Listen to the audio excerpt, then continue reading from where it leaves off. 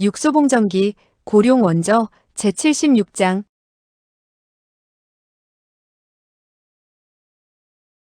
76. 검은 파도 위에서 생긴 애증. 우육탕은 미리 상자 속에 집어넣어져 있었고 노실화상이 깨어나자 육소봉은 떠났다. 이제는 그녀들이 행동에 들어갈 때였지만 사마는 아직도 움직일 생각을 하지 않고 있었다. 그녀는 감격스런 시선으로 소옥을 바라보면서 가볍게 말했다. 넌 어렸을 때부터 그들 남매를 따라다녔느냐? 소옥이 말했다. 저는 7살 때 고아가 되었지요. 주인님께서 절 구해주지 않았다면 전 바다에 빠져 죽어버리고 말았을 거예요. 사만이 말했다. 그래서 궁씨 집안 사람들에게 항상 그토록 충성스러웠던 것이구나. 소옥이 눈을 깜빡이며 말했다. 사만 아가씨께서 만일 저와 얘기를 더 나누고 싶으시다면 구명정을 뺏은 뒤 그 구명정 위에서도 얼마든지 얘기할 수 있을 텐데요. 사만은 소옥의 이 말을 듣지 못한 것처럼 또 말했다. 구소야가 어떤 사람인지 넌 당연히 잘 알고 있겠지? 소옥은 고개를 끄덕일 수밖에 없었다. 사만이 말했다. 지금 육소봉님이 그를 찾으러 갔는데 아마 돌아오지 못할 가능성이 아주 많은 것 같다. 소옥이 말했다. 하지만 사만이 그녀의 말을 자르며 말했다. 그가 죽으면 궁주도 죽어야 하고 우리들도 전부 죽어버리게 될 것이다. 그러니 그녀가 돌연 소옥의 손을 잡더니 말했다. 그러니 우선 내게 꼭 해주고 싶은 말이 있다.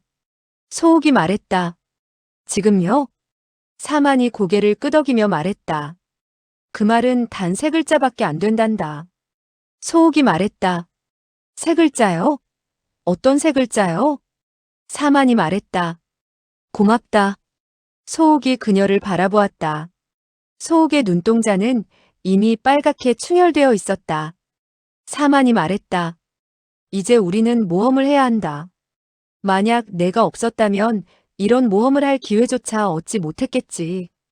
그러니 만약 이번에 우리가 전부 살아남을 수 있게 된다면 난 내가 영원히 우리와 함께 있어 주었으면 좋겠다. 소옥이 고개를 숙였는데 얼굴까지 빨개져 버린 듯 했다. 그녀는 당연히 사만이 무슨 뜻에서 이런 얘기를 하는지 이해하고 있었다. 우리란 바로 당연히 그녀와 육소봉 2사람을 말하는 것이었다. 사만이 부드럽게 말했다. 난 질투가 아주 강한 여자지만 지금 한 말은 진심에서 한 얘기였다는 걸 알아줬으면 한다. 소옥이 마침내 조용히 말했다. 전 올해로 16살이나 되었습니다. 16살이면 바로 한창 사춘기일 때이다. 소옥이 말했다. 육소봉님은 남에게 사랑받을 만한 분이니 분명 많은 여자들이 그를 좋아할 것이라는 걸 알아요. 사만이 말했다. 너는? 소옥의 얼굴이 빨개지면서 목소리는 더욱 작아졌다. 당연히 그를 좋아하지 않는다고는 말할 수 없지요. 하지만 그녀는 돌연 고개를 들고 사만을 정면으로 바라보며 말했다. 하지만 제가 이렇게 한 것은 결코 그를 위해서가 아니었답니다.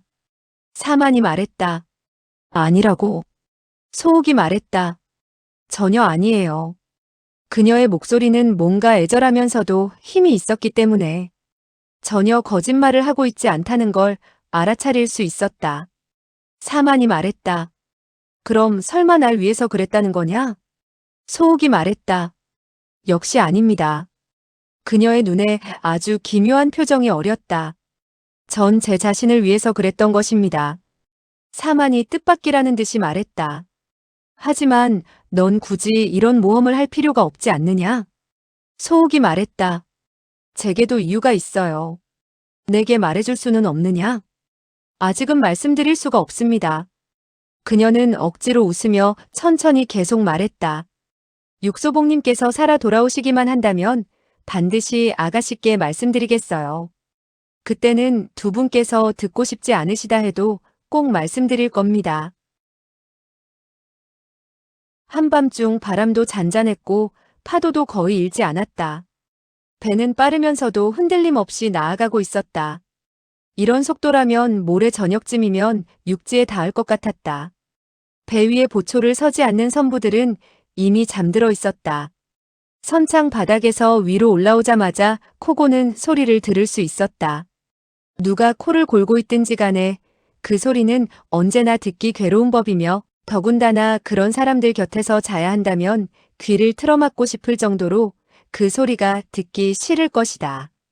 그러나 지금 이 순간 육소봉은 그들의 코 고는 소리가 마치 무슨 아름다운 음악 소리처럼 기분 좋게 들렸다.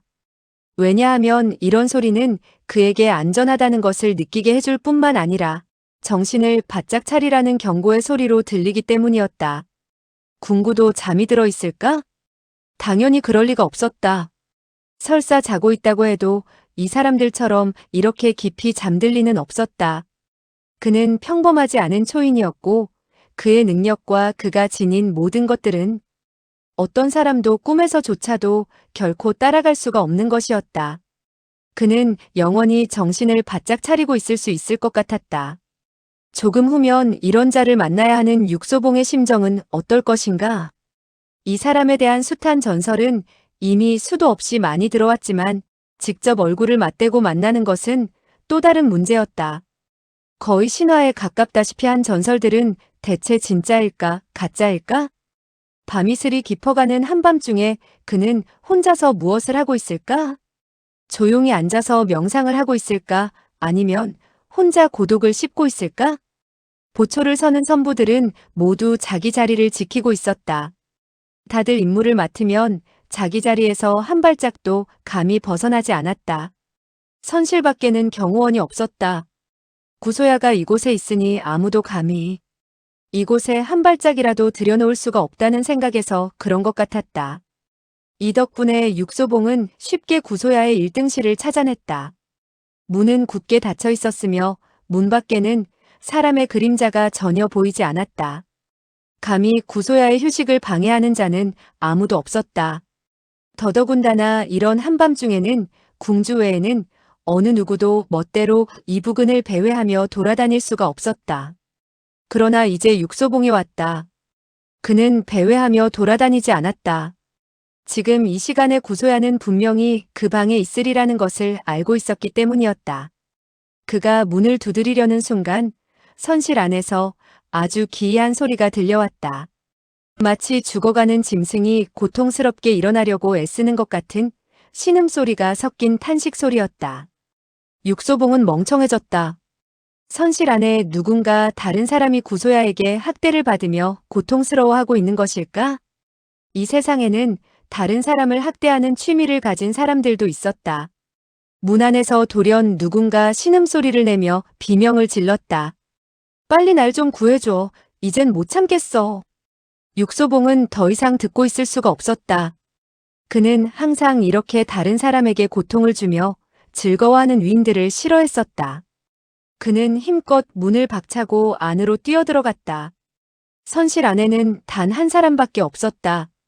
머리가 산발이 되고 얼굴이 창백한 젊은이가 발라의 모습으로 땅 위를 구르고 있었다.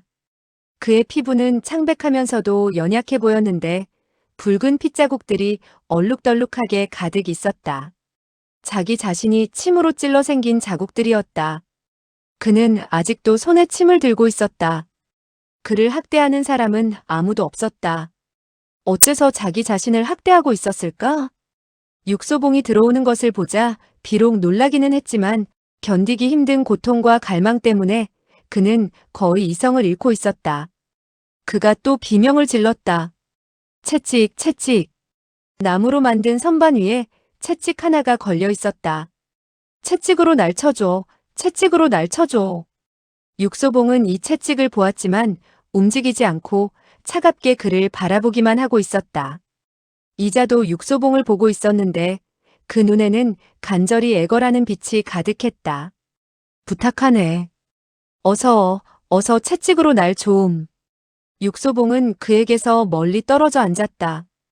이제 그는 이자가 바로 궁구, 즉 궁구소야일지도 모른다는 생각이 들었던 것이다.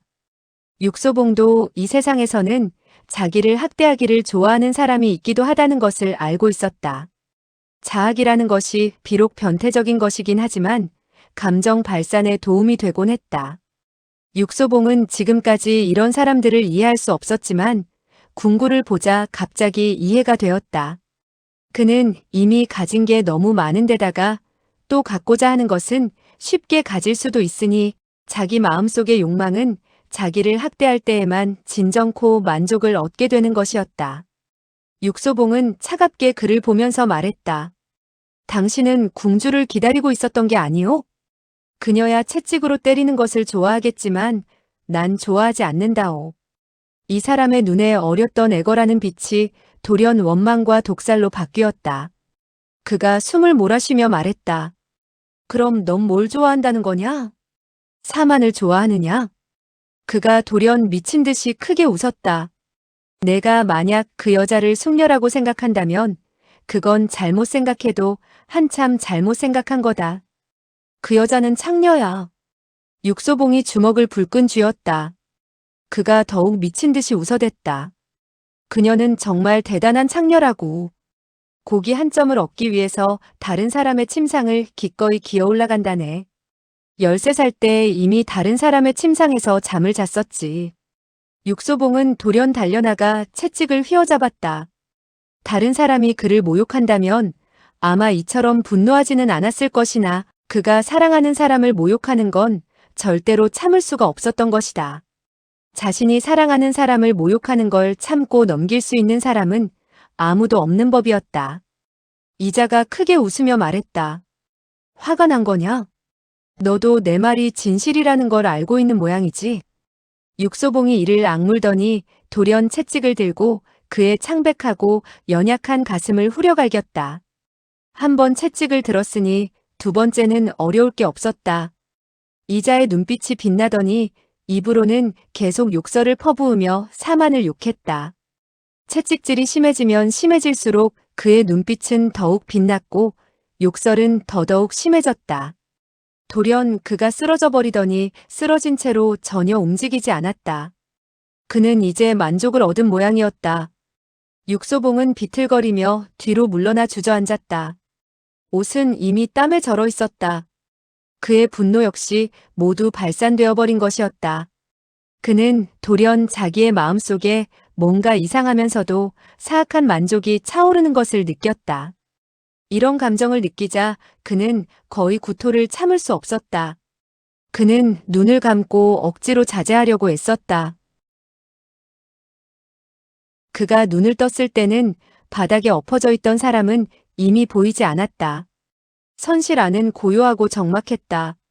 만약 아직도 자기 손에 채찍이 있지 않았다면 그는 아마 조금 전에 무슨 악몽을 꾸었던 것으로 착각했을 것이다. 바로 이때 한 사람이 안쪽에서 천천히 걸어 나왔다. 검디 검은 머리카락은 한 올도 흐트러짐이 없었고 흰 윗도리에는 주름 하나 없었으며 잘 조각된 듯한 얼굴에는 냉혹함과 자만심과 굳은 표정이 어려 있었고 눈빛은 마치 칼처럼 날카로웠다.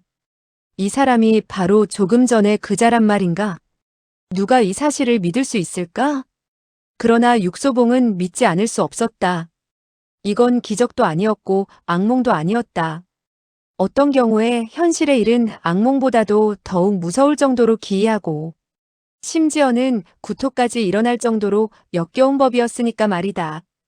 그가 칼처럼 예리한 시선으로 육소봉의 얼굴을 노려보다가 돌연 말했다.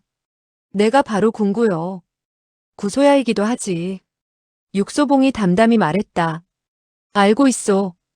이제 그는 마침내 궁구가 어떠한 인물인지 알게 되었다. 그는 신도 아니고 초인도 아니고 그저 달팽이같이 보잘것없는 인간에 불과할 뿐이었다. 왜냐하면 그는 달팽이처럼 초인이라는 껍질 속에 숨어 있다가 아무도 보지 않을 때만 본 모습을 드러내기 때문이었다. 아마도 이 달팽이 껍질 안에 너무 오랫동안 움츠리고 있었기 때문에 그 욕망은 더더욱 무슨 방법으로든 발산하지 않을 수 없었으리라. 이제 그는 비록 또다시 그의 차갑고 단단한 껍질 안에 본 모습을 숨기고 있었으나 육소봉은 더 이상 그를 두려워하지 않았다. 사람이 다른 사람에 대해서 모든 것을 완전히 알게 되면 그에 대해서는 절대로 더 이상 겁을 먹지 않는 법이다. 육소봉이 말했다. 당신이 바로 궁구요? 궁구가 말했다. 바로 그렇소. 육소봉이 말했다. 내가 당신을 찾아오리라고는 전혀 생각 못했겠지요? 궁구가 차갑게 말했다. 세상에 죽음을 두려워하지 않는 사람은 자네 한 사람 말고도 많이 있지. 난 죽음을 무서워한다오. 그러니 자네는 지금 분명 아주 후회하고 있겠군. 후회요? 조금 전에 왜 날 죽이지 않았나 하고 말일세. 육소봉이 한숨을 쉬며 말했다. 분명히 조금 전에는 당신을 죽일 기회가 있었지. 궁구가 말했다. 아니, 그런 기회는 없었네. 육소봉은 웃었다. 자기가 손에 들고 있던 채찍을 보면서 말이다.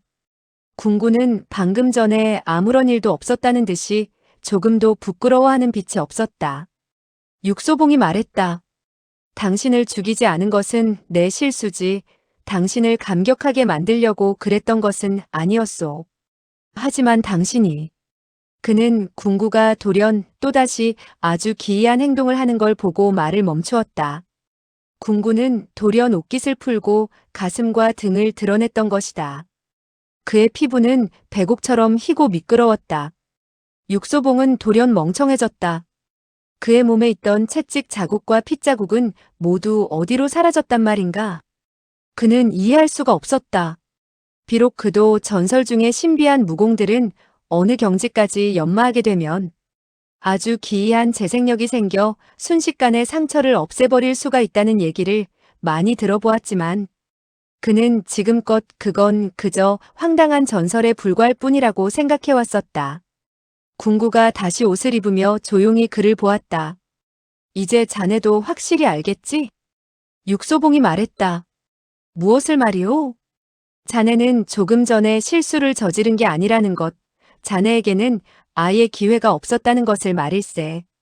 그러니 당신 역시 내게 감격할 이유가 없다 이건가? 궁구가 말했다. 그렇지.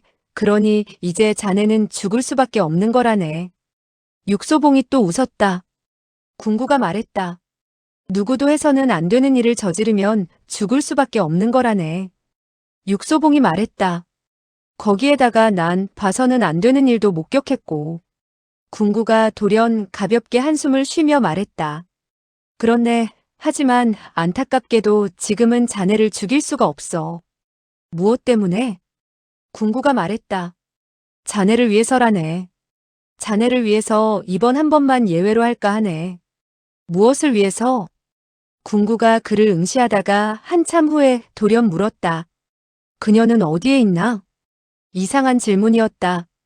궁구는 그녀가 누구를 가리키는 것인지도 말하지 않았다. 육소봉은 조금도 주저하지 않고 대답했다. 상자 안에 있어. 자네는 내가 누구에 대해 묻는 건지 알고 있어? 육소봉이 말했다. 알고 있어. 그도 참지 못하고 물었다. 당신도 그녀가 내 손에 있다는 것을 알고 있어? 자네는 죽음을 겁내면서도 이곳에 왔으니 당연히 목숨을 내놓으러 온 게 아닐 것 아닌가? 두 사람은 기묘한 시선으로 서로를 응시하고 있었다. 그것이 어떤 시선이든지 간에 그 안에는 다소간의 존경심이 배어 있었다. 적수에 대한 이러한 존경심은 어떤 경우엔 친구에 대한 존경심보다 훨씬 더 엄숙한 것이었다. 한참이 지난 후에야 궁구가 느릿느릿 말했다. 자네는 그녀의 목숨 하나로 당신들 두 사람의 목숨을 바꾸려고 온 것이겠지? 두 사람의 목숨이 아니라 네 사람의 목숨이요. 궁구가 말했다. 다른 두 목숨은 노실화상과 소옥을 말하는 건가? 육소봉은 그자에게 정말 초인적인 면모가 있음을 인정하지 않을 수 없었다. 궁구가 말했다. 자네가 원하는 것은? 육소봉이 말했다. 단 1시간만을 원하오. 그가 덧붙여 말했다. 그녀를 데리고 갔다가 1시간이 지나면 놓아주겠소. 배에 있는 구명정 2개를 벌써 빼앗았나? 육소봉이 말했다. 소옥이 날 실망시킬 리가 없다고 생각돼요. 궁구가 말했다. 1시간 후엔 그녀를 내게 다시 보내겠다고? 내 사람은 구명정 하나면 좋카오. 다른 배 한 척은 바로 그녀를 위해 준비한 것이오. 자네는 아주 주도 면밀하게 연구해 놓았군 그래. 육소봉이 말했다. 난 말한 것에는 책임을 지는 사람이요. 말이 많지 않은 사람만이 자기 말에 책임을 질 수 있지. 육소봉이 말했다. 당신 보기엔 내가 말이 많은 사람 같소? 그는 그렇지 않았다. 궁구가 말했다. 자네도 요 며칠 동안의 일을 잊어버릴 수 있나? 육소봉이 말했다. 그럴 수 없소. 이 며칠 동안의 일들은 누구라도 잊어버릴 수 없을 것이었다. 궁구가 말했다. 자네는 우리들을 위해 비밀을 지킬 수 있겠나? 육소봉이 웃으며 말했다. 당신들 일을 내가 말한다 해서 그걸 누가 믿을 수 있겠소? 궁구가 아주 만족한 표정으로 그를 보며 말했다. 보아하니 자네는 쉽게 약속하지 않는 사람 같은데 맞나? 육소봉이 말했다. 그렇소. 쉽게 허락하지 않는 사람만이 그 약속을 믿을 만한 법이지. 나는 항상 약속을 지켜왔었소. 궁구가 말했다. 그렇다면 그녀가 아주 무사히 돌아오리라고 믿어도 되겠나? 물론이요. 나도 지금쯤이면 구명정이 바다에 띄워졌으리라고 생각하네. 육소봉이 말했다. 그럴 겁니다. 궁구가 천천히 일어서며 말했다. 그렇다면 자네가 떠난 뒤 배를 돌리도록 하지. 그는 일어서서 그를 보며 미소 짓더니 말했다. 당신과의 거래는 정말 아주 유쾌했어. 궁구가 담담히 말했다. 나도 마찬가지라네. 육소봉이 성큼성큼 걸어나가 선창 문을 열었다. 궁구는 그의 뒷모습을 보고 있다가 돌연 또 말했다. 난 이것이 마지막이기를 바란다네. 육소봉이 말했다. 마지막 만남이기를 바란다는 거요? 궁구가 고개를 끄덕이며 말했다. 다음에 만날 때는 분명 서로 이런 유쾌함이 없을 것이라고 생각되거든. 나도 그렇게 생각하오. 어두운 바다에 파도가 일었다.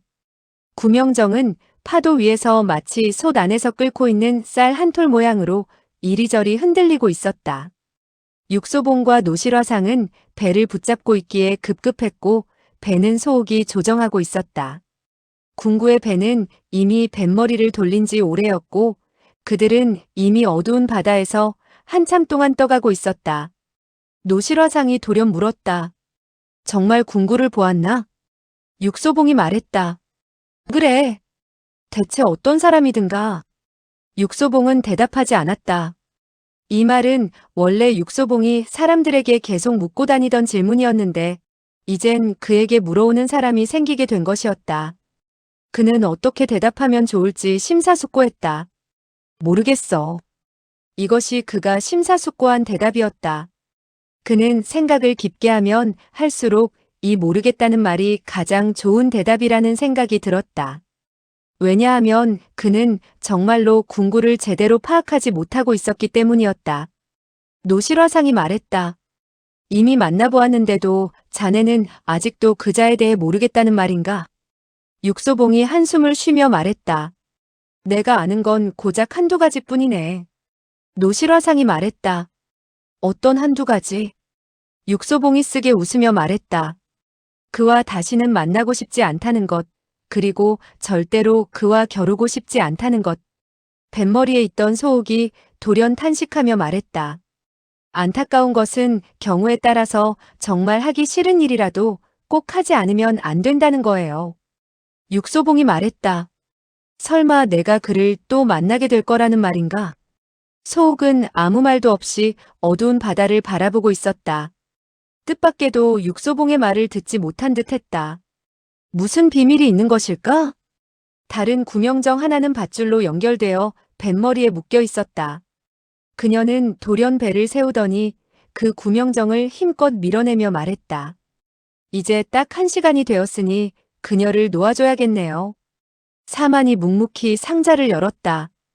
우육탕은 여전히 옷을 전부 벗은 채로 상자 안에 웅크리고서 조금도 움직이지 않고 있었다. 옅은 별빛이 그녀의 몸을 비추어 마치 파도처럼 매끄럽게 빛이 났다. 사만이 말했다. 왜 가지 않는 거냐? 우육탕이 말했다. 내가 왜? 이 상자는 아주 따뜻하고 편안한데 말이야. 사만이 말했다. 넌 너의 구오라버니를 보고 싶지 않다는 거냐? 우육탕이 말했다.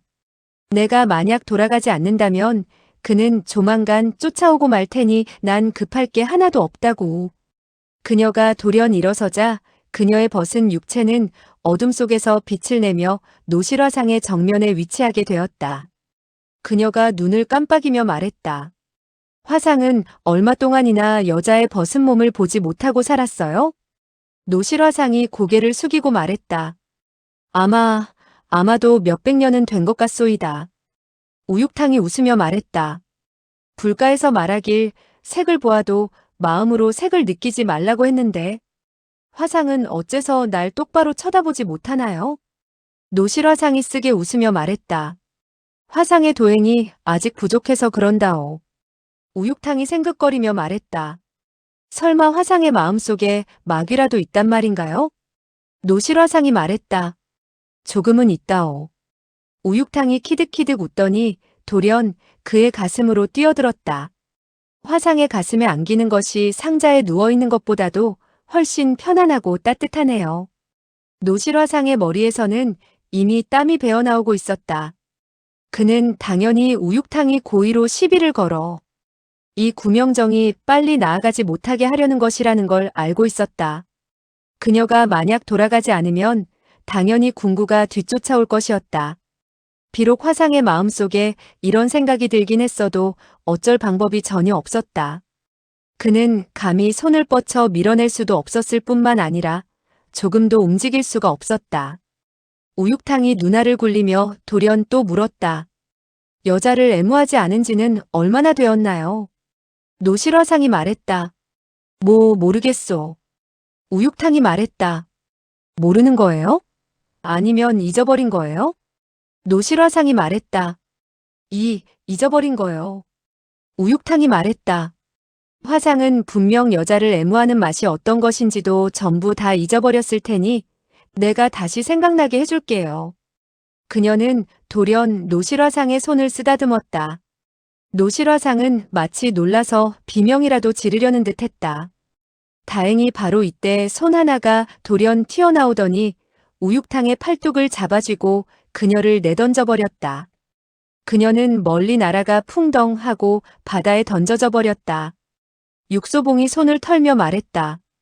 구명정을 묶은 밧줄을 잘라버리도록 해라. 그녀가 배를 타도 그만이고 안 타도 그만이야. 그건 우리와 상관없는 일이니까. 소옥이 말했다. 만약에 그녀가 물에 빠져 죽는다면 우린 어떻게 해야 하죠? 그냥 보고 있어야지 뭘 어쩌겠느냐? 소옥이 생긋거리며 말했다. 좋은 생각이에요. 좋은 방법이고요. 우육탕 같은 사람을 상대하는 데 있어서 이것은 정말 가장 좋은 방법이었다. 우육탕은 계속 바닷속에서 허우적대면서 큰 소리로 욕을 퍼부었다.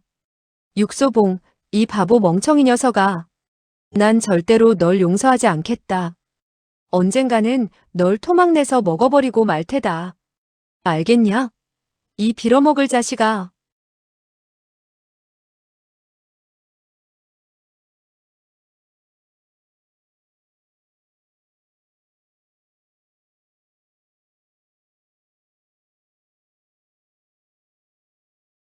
육소봉전기 고룡원저 제77장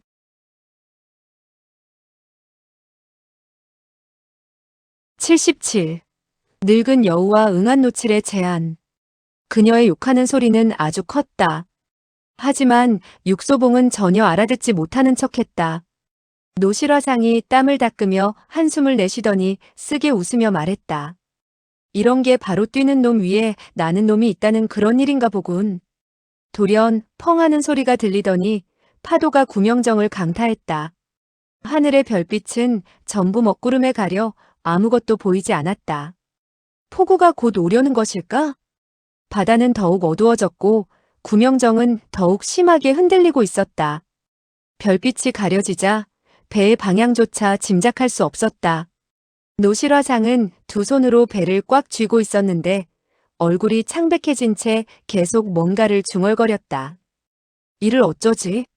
화상은 세숫대야의 물만 봐도 겁을 먹어 목욕조차 무서워 못하는 형편인데. 소옥이 웃으며 말했다. 알고 보니 이 말을 다 하기도 전에 갑자기 파도가 그녀를 덮쳐 그녀는 굴러 넘어지고 말았다. 육소봉이 얼른 조타수를 잡았으나 배를 흔들리지 않게 한다 한들 방향을 알 수가 없는데 뭘 어쩔 수가 있겠는가? 노실화상이 한숨을 내쉬며 쓰게 웃더니 말했다. 이제 화상도 모든 걸 알겠어. 뭘 알겠다는 건가? 궁구가 왜 그렇게 시원시원하게 자네를 떠나보냈는지를 말일세. 그가 또 탄식하더니 말했다. 그 자식은 분명 바다에 폭우가 몰아닥쳐 우리가 이 역경을 헤쳐나갈 수 없으리라는 것을 계산하고 있었던 거라고. 육소봉이 말했다. 그의 여동생도 지금 구명정에 있다는 걸 잊지 말게나. 그 구명정 크기는 우리가 타고 있는 이것보다도 더 적다고. 노실화상이 말했다. 그 계집애는 여우처럼 영리하다는 걸 잊지 말라고. 우리같이 헤엄을 못 치는 맥주병도 아니고. 육소봉은 침묵하다가 저도 모르게 한숨에 내쉬며 말했다. 만약 늙은 여우가 있다면 아무 문제가 없는 건데. 늙은 여우가 누군가? 별로 대단한 작자는 아니네만 이 세상에 만약 300가지의 배를 뒤집히지 않게 하는 방법이 있다면 적어도 299가지의 방법은 알고 있는 사람이지. 갑자기 한 사람이 말했다. 전 300가지를 전부 알고 있습니다요. 구명정 밑바닥의 널판이 갑자기 흔들리더니 한 사람이 그 밑에서 머리를 내밀었다. 머리는 온통 백발이 성성했고 눈은 바다처럼 파란색이었다. 늙은 여우. 육소봉이 소리를 질렀다.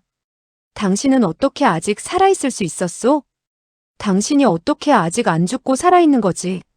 늙은 여우가 눈을 껌뻑껌뻑 하면서 말했다. 당신은 물고기가 물에 빠져 죽는 걸 본 적이 있습니까? 육소봉이 말했다. 없다네. 물고기가 물에서 죽어 있다 해도 결코 물에 빠져 죽은 것은 아닌 법이다. 늙은 여우가 웃으며 말했다. 전 육지에서는 늙은 여우지만 물에만 들어오면 한 마리 물고기가 되지요. 소옥이 말했다. 무슨 물고기요? 육소봉이 크게 웃었다. 늙은 자라라고나 할까? 폭풍우는 지나갔다. 작은 배이든 얼마나 거대한 풍랑이든 노련한 자가 조타수를 잡으면 다 헤쳐나갈 수 있는 법이다. 늙은 여우의 손은 바위처럼 굳고 단단했다. 그동안 자네는 어디에 숨어 있었나? 당연히 물속입지요. 늙은 여우가 말했다.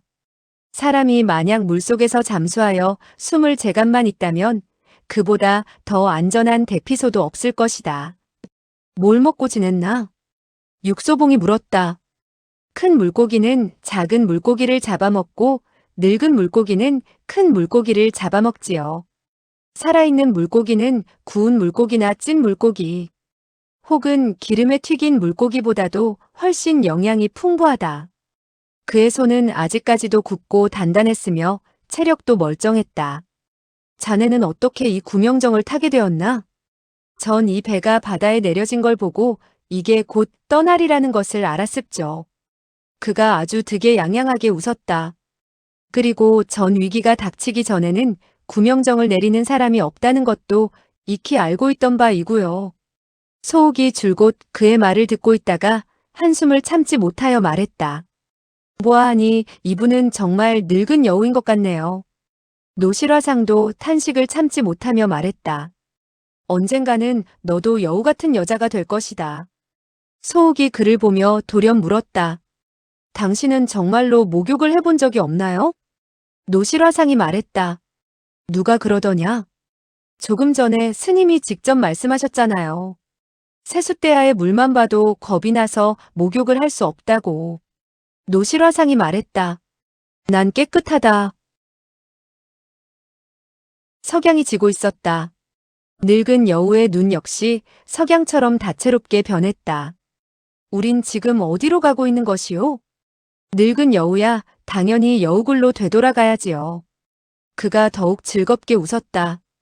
왜냐하면 그의 손에 배가 맡겨져 있는 한 다른 사람들은 그가 가자는 대로 따라갈 수밖에 없다는 사실을 잘 알고 있었기 때문이었다. 여우굴이란 어떤 곳이에요? 한번 가기만 하면 분명히 또다시 가고 싶어지는 그런 곳이라오. 당신은 가보셨나요? 고개를 끄덕이는 육소봉의 눈에서 빛이 났다. 그 어슴푸레한 곳에 안개처럼 깔린 집, 그 거칠고 난폭하면서도 솔직한 사람들과 너무도 강렬해서 눈물이 날 정도의 독한 술, 그리고 온통 구멍이 뚫어져 있는 샤워실, 무엇 때문인지 그곳을 생각하니 그의 마음속이 뭐라 설명할 수 없는 따뜻함으로 가득 차는 것이었다. 늙은 여우가 눈을 찡긋하며 그를 보았다. 당신도 나처럼 그곳에 돌아가고 싶으신 모양이지요? 육소봉이 어쩔 수 없이 인정하며 말했다. 약간은 그렇소. 늙은 여우가 말했다. 약간인가요? 아니면 돌아가고 싶어 미칠 지경인가요? 육소봉이 탄식하며 말했다. 돌아가고 싶어 미치겠소. 늙은 여우가 웃으며 손가락으로 먼 곳을 가리켰다. 당신은 저게 뭐라고 생각돼요? 육소봉이 고개를 돌리자 육지가 보였다. 위대하면서도 사랑스러운 육지로 그는 마침내 돌아왔다. 왜냐하면 그들의 믿음과 용기는 아직 살아있었으므로 그들은 당연히 분명 돌아올 수밖에 없었다. 늙은 여우는 어린애처럼 흥분하고 있었다. 이 해안, 이 모래사장, 심지어 바위 하나하나까지도 그에게는 아주 익숙한 것이었다. 그가 어디에 있든지 그는 눈을 감기만 하면 이곳을 구석구석을 떠올릴 수가 있었다. 그는 눈을 감고도 전부 돌아다닐 수 있었다. 하지만 그는 해안에 닿자마자 약간 얼떨떨해졌다. 해안도 모래사장도 바위도 전부 변한 게 없었으나 그의 여우굴이 변해 있었던 것이다. 오래된 낡은 방들은 완전히 바뀌어 깨끗하고 새롭게 변해 있었고 창문에는 여전히 하얀 창호지가 발라져 있었으나 그 안에서는 더 이상 거칠고 난폭한 호걸들의 웃음소리가 들리지 않았다. 그의 여우굴은 마치 무슨 무덤으로 변해 있는 듯했다. 아주 새롭고 아름다운 분묘 말이다. 육소봉도 놀라서 참지 못하고 말했다. 자네가 잘못 찾아온 게 아닌가. 사실 그도 늙은 여우가 절대로 잘못 찾아갈 리가 없다는 사실을 알고 있었다. 이 세상에 자기의 굴을 잘못 찾아들 여우가 어디에 있겠는가? 하지만 세상에는 역시 영원히 바뀌지 않을 일이란 없으니 여우굴도 언젠가는 변하기 마련이었다. 육소봉이 말했다. 집을 나설 때 자네 여우굴을 누구에게 맡겼나? 소옥이 말을 뺏으며 말했다. 늙은 여우가 집을 나서면 여우굴은 당연히 어미 여우에게 맡겨지겠죠. 육소봉이 탄식하며 말했다. 알겠군. 늙은 여우가 말했다. 뭘 아시겠다는 겁니까요? 육소봉이 말했다. 자네의 그 어미 여우는 분명히 여우 같은 여인일 테고 여우 같은 여자는 원래 과부 노릇을 길게 못하는 법이 아니겠나. 그녀는 자네가 이미 바다에 빠져 죽었다고 생각해서 분명 이 여우굴의 주인을 갈아치웠을 것 같네. 늙은 여우가 차갑게 웃으며 말했다. 누가 감히 여우 같은 여자를 원하는지 전 정말 그자의 담이 존경스럽기 그지없군요. 그들은 여우굴의 새로 칠한 문이 아주 잘 보이는 바위 뒤에 서 있었다. 육소봉이 또 한숨을 쉬며 말했다. 다른 사람들이야 감히 못 그럴 테지만 이 사람은 분명히 그럴 수 있었을 걸세. 늙은 여우가 말했다. 당신은 그자를 아십니까요? 육소봉이 말했다.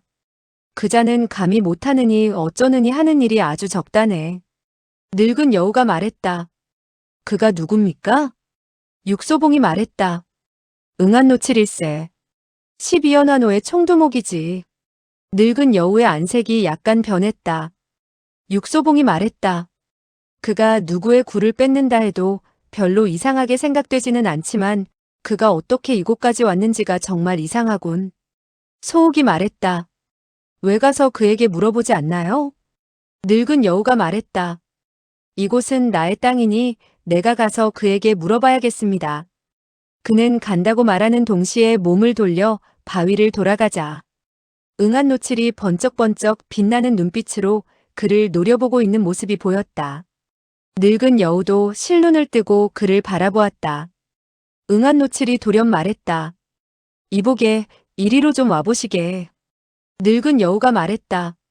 안 그래도 그쪽으로 가려던 참이었소다. 응안노칠이 구명정을 가리키며 말했다. 저 배는 당신의 것이요? 늙은 여우가 말했다.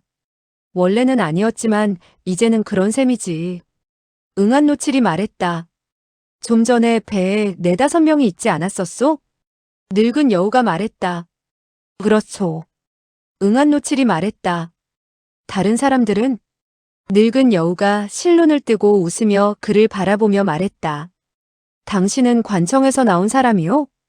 응안노칠이 고개를 저었다. 늙은 여우가 말했다. 당신은 이곳의 주인이 원래 누구였는지 알고 있소? 응안노칠이 또 고개를 저으며 말했다. 누구였소? 늙은 여우가 자기의 코를 가리키며 말했다. 나요. 응안노칠이 말했다. 당신이 바로 늙은 여우라고? 늙은 여우가 웃으며 말했다. 그러니 질문을 해야 하는 쪽은 당신이 아니라 바로 나라오. 그는 질문하겠다는 말과 동시에 물었다. 당신은 누구요? 뭐하러 이곳에 왔소? 모두 몇 명이나 왔소? 다른 사람들은 다 어디에 있소? 응안노칠이 차갑게 말했다. 당신은 고개를 돌려 우선 주위나 좀 둘러보시지 그러오. 늙은 여우가 고개를 돌려보니 2명의 건장한 흑이인이 기척도 없이 자신의 등 뒤에 와 있었다. 그가 몸을 돌리지도 않았는데 그들은 번개처럼 출수하여 그를 공격하기 시작했다. 응안노칠이 차갑게 웃으며 말했다. 이제 누가 질문을 해야 하는지 좀 아시겠나? 늙은 여우가 씁쓸하게 웃으며 말했다. 당신이요. 응안노칠이 차갑게 웃으며 몸을 돌리더니 큰 걸음으로 문 안으로 들어가며 말했다. 안으로 데리고 오너라. 꽝 하는 소리가 나면서 문이 닫혔다. 2 흑이인이 늙은 여우를 공격하는 동안 담장 끝쪽의 지붕 뒤에서 누군가 사람의 그림자가 번쩍번쩍했는데 알고 보니 똑같이 검은 옷을 입은 7~8명의 흑이인들이 이 여우굴 사방에 매복해 있었다. 먼 곳에서 말발굽 소리가 들려오더니 20여 명의 기사들이 이 부근을 계속 순찰하는 모습이 보였는데 전부 칠풍관리의 옷을 입고 있었다. 육소봉이 미간을 찌푸리며 중얼거렸다. 응안노칠의 신분이 언제 이렇게 높아졌을까? 방금 전 늙은 여우를 공격하던 2 사람은 신법이 가볍고 빨랐으며 출수는 번개와도 같았다. 지붕 뒤에 매복하고 있는 자들의 무공도 그 2명과 거의 차이가 없었다. 하나같이 인류 고수라 할 만했다. 이렇게 많은 고수들로부터 경호를 받을 수 있는 자는 결코 많지 않았을 뿐더러 원래 응안노칠은 이럴 만한 신분을 갖고 있지도 못했다. 먼 곳을 순찰하던 기사 하나가 돌연 급히 말을 달려왔고 지붕 뒤에 매복해 있던 한 흑이인이 즉시 그를 맞아들였다. 기사는 재빨리 몸을 날려 말에서 내리고는 공손히 절하며 인사했다. 그는 몸에 칠풍관리의 옷을 입었으면서도 이 흑이인을 대하는 태도가 아주 공손한 것으로 보아 이 흑이인이 바로 직속상관쯤 되는 모양이었다. 소옥이 말했다. 저자의 기백도 뛰어난 것 같고 그의 부하들도 전부 대단한 것 같네요. 사만이 말했다. 이 흑이인들은 절대로 12연환호의 부하들이 아니에요. 육소봉이 말했다. 당신이 어떻게 알고 있소? 사만이 말했다. 내가 듣기로는 12연환호가 무슨 도둑들의 소굴이라 할 수는 없어도 대단한 곳도 아니라고 하더군요. 육소봉이 말했다. 설마 당신은 이 검은 옷을 입은 친구들이 대단한 사람들이라고 생각하는 거요? 사실 그도 마음속으로는 이자들이 12연환호의 부하들이 아니라는 사실을 알고 있었다. 12연환호는 그동안 관부와 왕래한 적이 없었으니까 말이다. 하지만 그는 지금 정서가 아주 불안해서 마치 누군가와 입씨름이라도 하고 싶은 듯 했다. 이런 방법은 그의 정서를 안정시키는데 항상 효과가 좋았다. 그러나 사마는 그를 상대해주지 않았다. 육소봉이 그녀를 꼬집으며 말했다. 당신은 언제 또 갑자기 벙어리가 되어버렸소? 사마는 일부러 얼굴을 굳히며 말했다. 내가 무엇을 얘기하기를 바라는 거예요? 육소봉이 또다시 그녀의 볼을 꼬집으며 말했다. 당신은 진작부터 저들이 누군가 알아보았어. 사만이 말했다. 당연히 저들은 좋은 사람들이 아니에요. 왜 좋은 사람들이 아니지? 사만이 말했다. 당신이 그렇게 말했으니까요. 내가 하는 말이라면 당신은 전부 믿겠다는 거요? 사만이 말했다. 내가 당신 말을 듣지 않으면 누구의 말을 듣겠어요?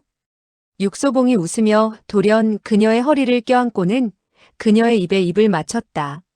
사만이 다시 얼굴을 굳히려 했으나 그럴 수조차 없었다.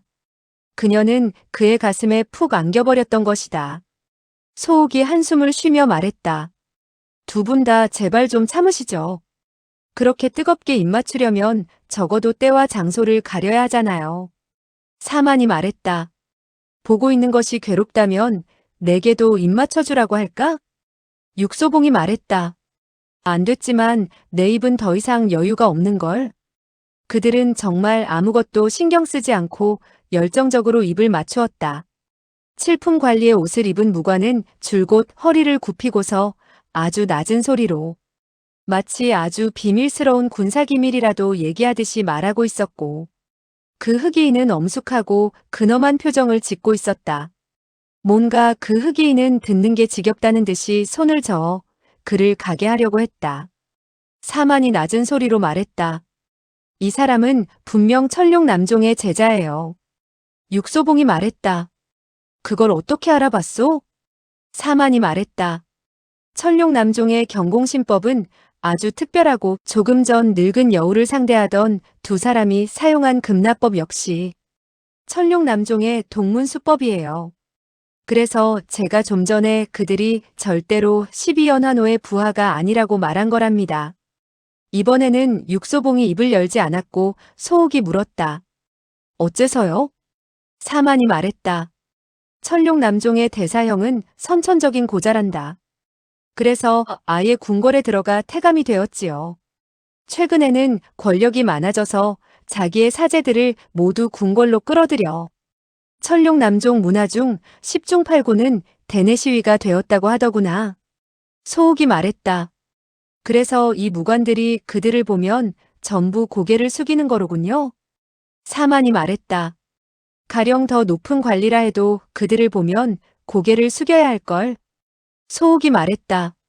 하지만 궁궐 내의 시위들이 어떻게 응한 노치를 따라 여기에 와 있을 수가 있을까요? 사만이 일부러 화내듯이 말했다. 왜 그에게 직접 가서 묻지 않느냐? 소옥이 눈을 깜빡거리며 말했다. 정말로 아가씨께서 저더러 가라고 하신다면 가겠어요. 그녀는 가지 않았다. 왜냐하면 줄곧 고개를 숙이고 있던 무관이 돌연 고개를 들었고 그가 고개를 드는 순간 줄곧 기계가 드높던 흑이인이 고꾸라져 버렸기 때문이었다. 육소봉은 그 무관이 칼로 흑이인을 가슴을 찌르는 장면을 본 듯했다.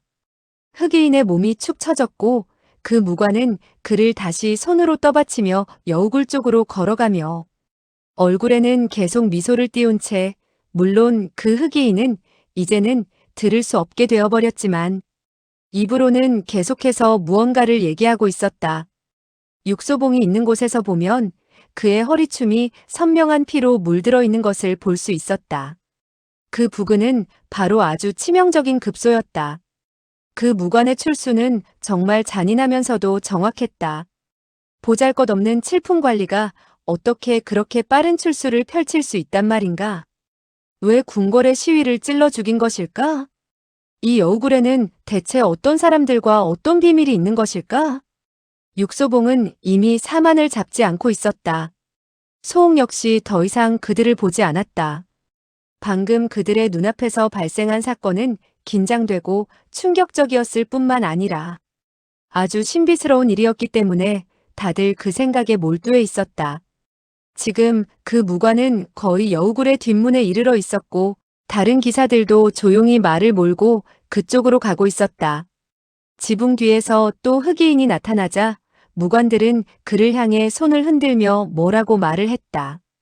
흑이인이 즉시 화살처럼 튀어나왔고 무관의 손에서 돌연 또다시 검광이 번쩍하더니 그자의 허리를 찔러버렸다. 칠품 무관은 무공의 고수일 뿐만 아니라 살인의 경험도 아주 풍부한 것처럼 보였다.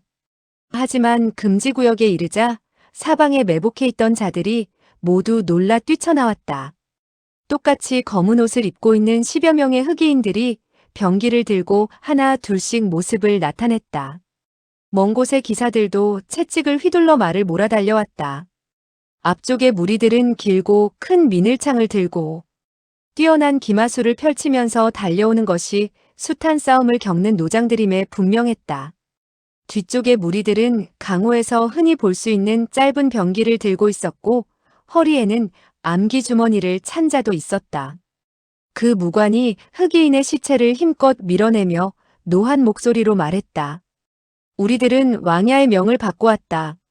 한 사람이라도 명령에 불복하는 자가 있다면 전부 죽음을 면치 못할 것이다. 흑의인 중에서도 누군가가 노한 소리로 말했다. 우리는 왕부의 시위인데 내까지 것들이 감히 뭐라고 이러쿵저러쿵 그러는 거냐? 이 말을 마치자마자 말을 채찍질하며 달려들었다. 앞쪽 무리들은 간담이 서늘할 정도로 미늘창을 정신없이 휘두르며 공격했고 뒤쪽의 무리들은 돌연 안장에서 몸을 날려 암기를 날리며 여우굴 안으로 뛰어들어갔다. 하나같이 경공 수준이 높았고 사용하는 암기는 아주 잔인한 것이었다. 천룡 남종 역시 경공과 암기에서 이름을 날리는 문파였으므로 쌍방이 서로 맞서자 전혀 사정을 봐주지 않았으며 서로 공격하고 있었다. 육소봉은 멍청이 보고 있었다. 도대체 이게 어찌된 일인지 이해할 수가 없었던 것이다. 하지만 그는 적어도 한 가지는 분명히 알게 되었다. 천룡 남종 문하의 제자들의 무공은 강호에서 전설적으로 전해지던 것처럼 그렇게 대단하지도 않았고 그 칠품 관리의 옷을 입은 기사들이 훨씬 더 뛰어나다는 점이었다. 왜냐하면 벌써 흑의인들은 이미 대여섯 명이 쓰러졌고 여우굴의 창문이 깨어지면서 들어갔던 자들 중 7, 8명 정도의 사람들이 내던져졌기 때문이었다. 방금 전 일순간에 두 흑의인을 해치운 무관이 이제 또 2명을 처치하고 있었다. 처음으로 달려들었던 사람이었다. 그자가 죽는 것을 보자 육소봉은 뜻밖에도 그의 집의 주방이 떠올랐다. 어렸을 때는 종종 부엌에 들어가 주방장이 오이와 야채를 써는 모습을 보곤 했었다. 그자가 살인하는 모습이 바로 그 주방장이 오이와 야채를 써는 모습과 똑같이 느껴졌던 것이다. 그는 절대로 헛손질을 하지 않았다. 방 안에는 대체 어떤 사람들이 있었을까? 적어도 늙은 여우와 응한 노칠이 있을 터였다. 육소봉은 그들이 모두 자신의 친구임을 인정하지 않을 수 없었다. 친구란 얼마나 사랑스러운 단어인가? 사람에게 친구가 없을 수가 있을까? 아니, 그럴 수는 없겠지. 사람이 친구가 오이나 야채처럼 잘리는 것을 보고 있을 수가 있을까? 아니, 그럴 수는 없지. 적어도 육소봉은 그럴 수가 없었다. 그는 이미 늙은 여우의 비명소리를 들었던 것이다. 그것은 마치 한 어린 소녀가 강간을 당할 때 내지르는 것과 같은 아주 기괴한 소리였다. 아주 어리디 어린 소녀 말이다. 육소봉은 정말 못 들은 채 하고 싶었지만 그럴 수가 없었다. 사만이 그를 보고 있다가 돌연 물었다. 늙은 여우는 당신의 친구인가요? 육소봉이 말했다. 아니요. 당신은 그를 구해줄 건가요? 아니. 왜냐하면 그는 그 대단한 무공을 상대할 자신이 없었기 때문에 정말 그럴 생각이 없었다. 하지만 생각과는 다르게 그의 몸은 어느새 안으로 뛰어들어가고 있었다. 만일 자네의 마음속에 고통이 있다면 취하는 것으로 그것을 잊어버릴 수가 있을 것 같나? 아니, 어째서? 왜냐하면 깨어나면 다시 고통을 느낄 테니까. 그러니 취하는 것은 자네에게 아무런 도움도 안 된다는 건가? 그렇지. 그렇다면 자네는 왜 취하려고 하는 건가? 나도 모르겠다. 사람은 어째서 항상 자기가 하고 싶지 않은 일을 해야 될 때가 생기는 걸까? 나도 모른다. 방 안의 상황은 아주 참혹했다. 원래 그 위세 등등하던 흑의인들은 지금 대부분 쓰러져 있었다. 자신이 흘린 피바다에 엎어져 있는 사람도 있었고 죽은 물고기처럼 창틀에 걸려있는 사람도 있었다. 무관들의 칼끝에는 온통 피가 묻어 있었다. 세 자루의 칼이 늙은 여우의 목을 겨누고 있었고 다른 네 자루의 칼은 응한 노칠의 인후를 막고 있었다. 그들은 육소봉이 뛰어들어오는 것을 보자 하늘에서 내려온 구세주라도 본 듯이 기쁨의 빛을 띠었다. 그러나 무관들은 그가 뛰어들어오는 것을 보자 스스로 올가미 속으로 날아드는 바보 같은 새라도 보는 듯한 표정이었다. 육소봉 자신만이 자기가 대체 무엇인지 알고 있었다. 육소봉은 그렇게 좋은 편도 아니고 그렇게 악하지도 않은 육소봉일 뿐이다. 어떤 때에는 아주 총명하고 어떤 때에는 아주 바보멍청이 같고 충동적일 때도 있으며 아주 냉정할 때도 있는 그런 육소봉 자신일 뿐이다. 방 안에 들어오자 그는 아주 냉정해졌다. 왜냐하면 그는 사람을 구하러 온 것이지 목숨을 내놓으러 온 것은 아니었기 때문이었다. 육소봉은 우선 자신을 위해 한 가지 결심을 했다. 만약에 저 사람들을 구하지 못하게 된다면 그때는 나 자신을 구하는 수밖에 없다. 무관들은 차가운 시선으로 그를 바라보고 있었다. 그는 예의 바르게 두 손을 맞잡고 웃으며 말했다. 여러분께서 수고스럽게 멀리서 이곳까지 오신 것이 이 두 사람을 잡아가기 위해서입니까? 아무런 대답도 아무런 반응도 없었다. 그들이 무슨 죄를 지었는지요? 여전히 대답하는 사람도 반응을 보이는 사람도 없었다. 육소봉은 돌연 자기의 위가 수축되는 듯한 기분을 느꼈다. 마치 미친 듯이 취한 후 그 다음날 아침 또 다른 사람에게 위를 한 대 얻어맞은 듯한 그런 기분이었다. 피바다에 빠져있던 사람들이 돌연 일어서고 창틈에 걸려있던 자들도 하나같이 생생하게 변해버린 것이었다. 응한 노칠과 늙은 여우의 목을 겨누던 칼은 어느새 그의 가슴과 인후에 겨눠지고 있었다. 그는 돌연 자신이 이미 그물망 속에 떨어져 버렸다는 사실을 발견했다. 49명의 사람과 37개의 칼로 짜여진 망의 말이다. 육소봉은 자신이 망에 걸린 물고기 신세가 되었다는 것을 깨달았다. 물고기가 그물에 걸리면 그물에서 벗어나려고 애쓰는 법이다. 육소봉은 물고기가 아니었다. 그래서 그는 조금도 움직이지 않고 가만히 있었다. 조금이라도 움직이면 가슴과 인후를 노리는 7자루의 칼이 그의 목숨을 날려버릴 것이다. 그러니 그가 어떻게 움직이겠는가? 그는 돌연 더욱 냉정해졌다. 그는 마치 우뚝 선 산처럼 냉정하게 서 있었다. 육소봉은 위험에 빠져도 냉정을 유지할 수 있었으나 그럴 수 없는 사람도 있었다. 누구를 말하는 것인가? 사만이었다. 육소봉이 들어간 지 꽤 오래되었는데 어째서 아직도 나오지 않고 있을까? 사만은 흑의인과 궁궐의 시위들의 무공을 보았기 때문에 육소봉이 절대로 그들에게 지지 않으리라고 확신하고 있었다. 그런데 육소봉은 왜 아직도 나오지 않고 있을까? 무슨 일이 생긴 것일까? 원래 무슨 일이라는 말은 여러 가지로 해석될 수가 있다. 하지만 그와 열렬한 사랑에 빠진 사만에게는 무슨 일이란 오직 한 가지밖에 없었다. 그건 바로 위기였다. 그녀는 완전히 냉정을 잃고 안으로 뛰어들려고 했다. 다행히도 그녀가 뛰어들어가지 못하게 막는 사람이 있었다. 누구를 말하는가? 노실화상이었다. 노실화상이 그녀의 소매를 붙들었다. 하지만 사만은 절대로 노실화상에게 소매를 붙들릴 인물이 아니었다. 그러므로 노실화상은 그녀의 앞을 막아설 수밖에 없었다. 사만이 말했다. 당신은 왜 나를 막는 건가요?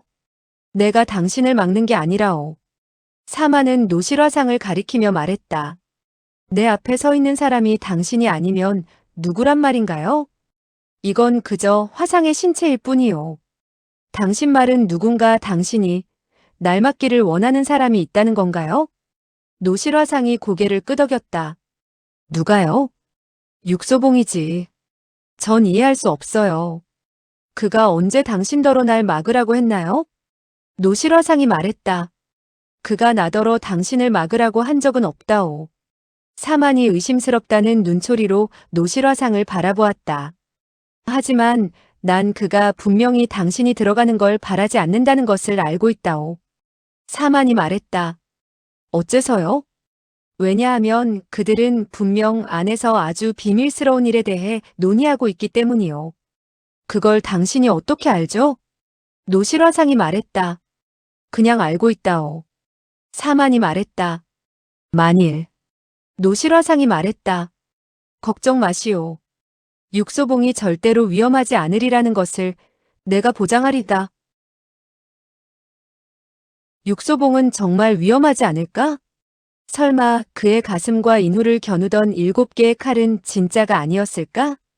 칼은 당연히 진짜였지만 육소봉의 가슴과 인후를 겨누던 칼은 금세 치워져 버렸다. 응한노칠이 돌연 크게 웃으며 말했다. 육소봉은 과연 육소봉이로군. 이런 순간에도 여전히 침착을 유지하고 있으니 말일세. 늙은 여우도 웃으며 말했다. 육소봉님은 물에서도 침착하시더니 육지에서는 더욱 침착하시군요. 존경스럽습니다요. 육소봉이 말했다. 두 분의 농담은 심상치 않게 들리는군요. 만약 내가 침착하지 않았다면 이미 당신들의 칼에 목숨을 잃었을 거란 말씀이요? 응한노칠이 말했다. 이렇게 하지 않으면 그들은 육소봉의 무공을 믿지 않을 것이기 때문에 어쩔 수 없이 이렇게 한 것이라오. 부디 넓은 마음으로 이해하시오. 왜 그들에게 내 무공을 믿게 해야 하는 겁니까? 응한노칠이 말했다. 자네에게 부탁할 일이 하나 있어서라네. 부탁 하나 하는데 이렇게까지 할 필요가 있습니까? 사건이 너무나 기이할 뿐만 아니라 신비스럽고 신비스러울 뿐만 아니라 아주 위험한 것이기도 해서 말이오. 네. 이 사건에는 3,500만 양의 보석과 돈이 걸려 있다네. 그리고요. 103명의 훈련받은 무림의 고수들이 하룻밤 사이에 실종되었지. 육소봉의 눈이 휘둥그레졌다.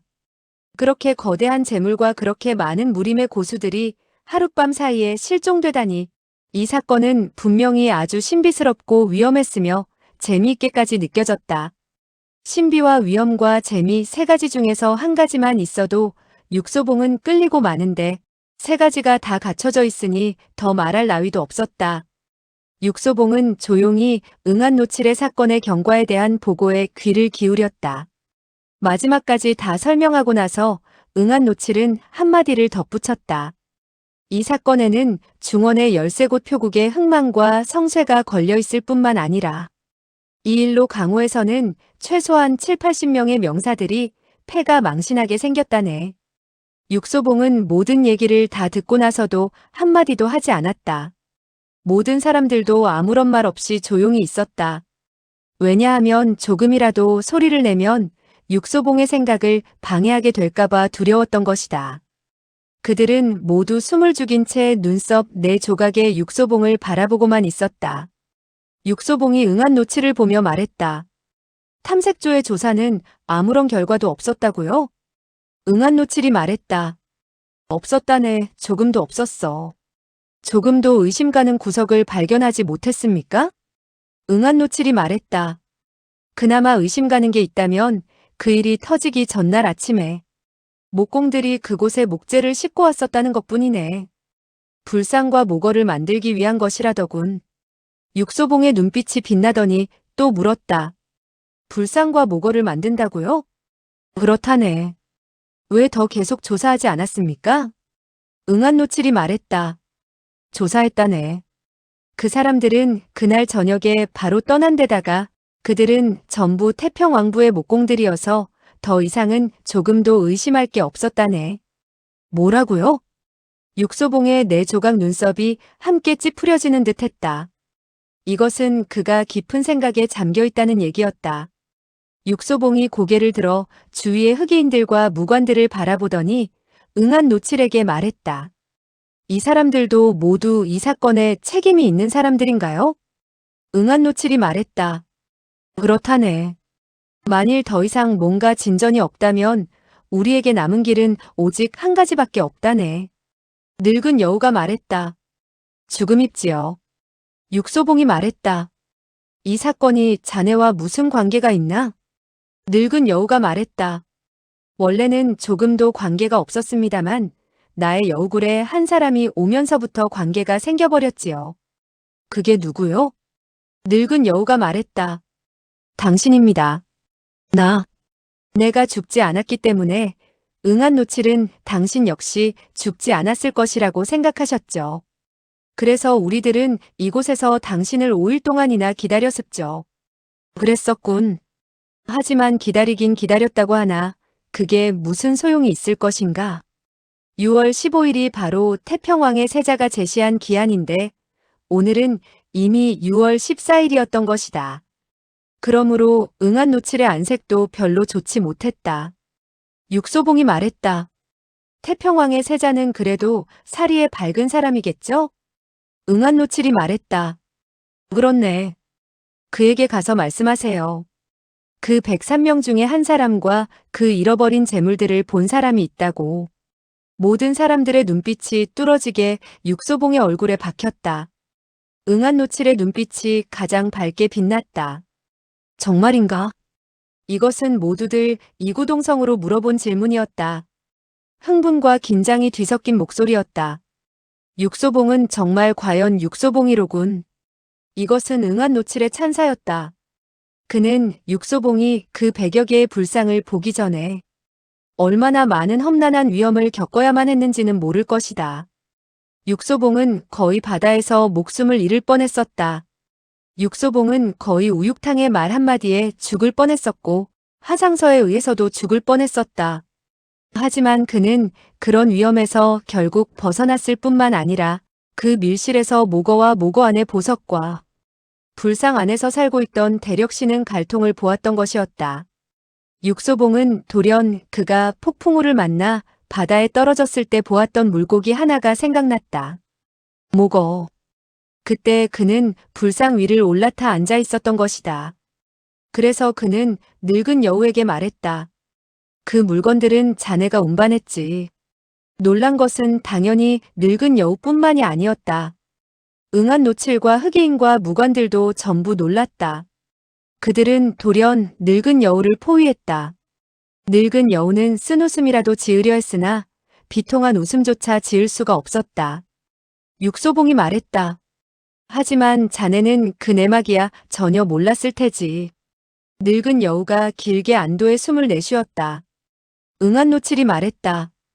그 물건들은 지금 어디에 있나? 당신은 절 믿습니까? 응한노칠이 말했다. 사건이 발생하자 자네만이 이 사건을 해결할 수 있으리라는 생각에 자네를 찾아다녔다네. 그러니 내가 자네를 믿겠나, 아니 믿겠나? 육소봉이 말했다. 좋습니다. 그럼 당신은 어서 태평왕의 세자에게 돌아가서 그에게 다시 15일간의 여유를 달라고 부탁하십시오. 15일 내에 제가 반드시 그것들을 찾아가지고 오겠습니다. 응한노칠이 말했다. 내가 같이 갈 수는 없겠나? 안 됩니다. 어째서인가? 왜냐하면 그곳은 정말 위험하기 때문입니다. 육소봉은 절대로 다른 사람이 위험에 빠지지 않게 하려는 인물이었다. 위험한 일은 자신을 돌보지 않고 그 혼자 해결하려는 게 바로 육소봉의 성격이었다. 응한노칠은 육소봉의 마음을 이해했기 때문에 더 이상 고집을 부리지 않았다. 육소봉이 말했다. 배 하나와 늙은 여우의 도움만 있으면 문제 없습니다. 늙은 여우는 돌연 아주 유쾌해졌다. 응한노칠조차 참여하지 못하는 일을 늙은 여우가 할 수 있으니 정말 신나는 일이 아니겠는가?